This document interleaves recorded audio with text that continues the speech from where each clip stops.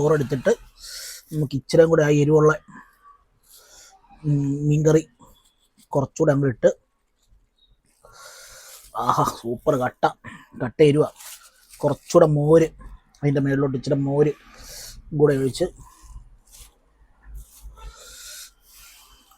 പുളിയൊക്കെ മാറ്റി വെച്ച് ഏത്തക്കായും ഇങ്ങോട്ട് നല്ലതായിട്ട് മിക്സ് ചെയ്ത് നല്ലതായിട്ട് കുഴച്ച്, ഞാൻ എപ്പോഴും പറയാറുള്ള പോലെ നല്ല നമ്മുടെ മിക്സിങ് അടിപൊളിയാകണം. ഇച്ചിരി കറിയും കൂടെ എടുത്ത് മിക്സ് ചെയ്ത്, ഇവിടെ ഒരു കറിയും കൂടെ ഉണ്ട്, അതും കൂടെ മിക്സ് ചെയ്ത്